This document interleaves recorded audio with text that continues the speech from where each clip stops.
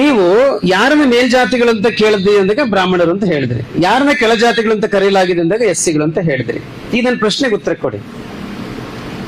ಈಗ ನಿಮ್ಮನ್ನ ಕೆಳಜಾತಿಗಳಂತ ಕರೆಯಲಾಗಿದೆಯಲ್ಲ, ಹಂಗಂತ ಬೇರೆಯವರು ಕರೆದಿದ್ದಾರೋ ಅಥವಾ ನೀವು ಹಂಗೆ ಅಂದ್ಕೊಂಡಿದ್ದೀರೋ?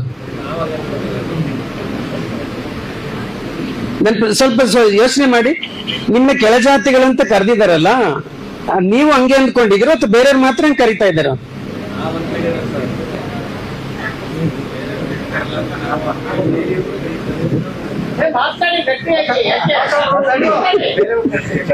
ಸ್ವಲ್ಪ ಸೂಕ್ಷ್ಮ ಯೋಚನೆ ಮಾಡಿ.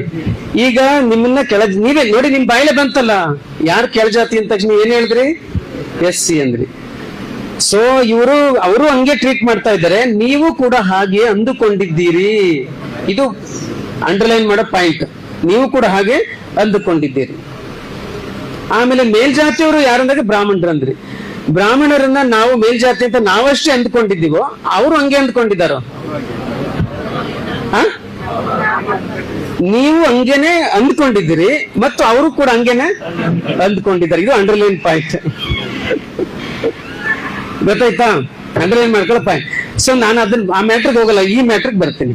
ಸೊ ಎಸ್ಸಿಗಳು ಕೇಳುವಂತ ಬೇರೆಯವರು ನಿಮ್ಮನ್ನ ಭಾವಿಸುತ್ತಾರೆ ಮತ್ತು ನೀವು ಕೂಡ ಹಾಗೆ ಅಂದುಕೊಂಡಿದ್ದೀರಿ.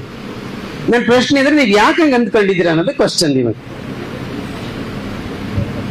ಈಗ ಮುಸ್ಲಿಮರ ವಿಷಯಕ್ಕೆ ಬರೋಣ. ಮುಸ್ಲಿಮರಿಗೆ ನೀವು ಅವ್ರನ್ನ ಕೀಳುವಂತ ಒಂದು ವರ್ಗ ಅಥವಾ ಒಂದು ಸಂಘಟನೆ ಅವ್ರನ್ನ ಬಿಂಬಿಸುತ್ತೆ. ಆದ್ರೆ ನಾನು ಕೀಳುವಂತ ಮುಸಲ್ಮಾನ ಅಂದುಕೊಂಡಿದ್ದಾನ? ಕರೆಕ್ಟಾ? ನಿಜ ತಾನೇ ಅಂತ? ನೀವು 1,000 ಜನ ಸ್ಟೂಡೆಂಟ್ಸ್ ಇರೋ ಜಾಗದಲ್ಲಿ ಒಂದು ಹುಡುಗಿ ಬುರ್ಕ ಹಾಕೊಂಡು ಹೋಗ್ತಾಳೆ ಅಂದ್ರೆ ಅವಳ ಮಾನಸಿಕವಾದ ಧೈರ್ಯ ಎಷ್ಟಿರ್ಬೋದು? ನಿಮ್ಗೆ ಆ ಧೈರ್ಯ ತೋರ್ಸಕ್ ನಿಮ್ಗೆ ಸಾಧ್ಯ ಇದೆಯಾ? ಸಾಧ್ಯ ಇದೆಯಾ ಅಂತ? ಇದು ತುಂಬಾ ಮುಖ್ಯವಾದಂತ ಪಾಯಿಂಟ್. 1000 ಜನ ನಿಮ್ನ ಏನಾದ್ರೂ ಅಂದ್ಲಿ, ಡೋಂಟ್ ಬಾದರ್. ನಿಮ್ಮ ಒಳಗಡೆ ನಿಮಗೆ ಆತ್ಮವಿಶ್ವಾಸ ಇರಬೇಕು.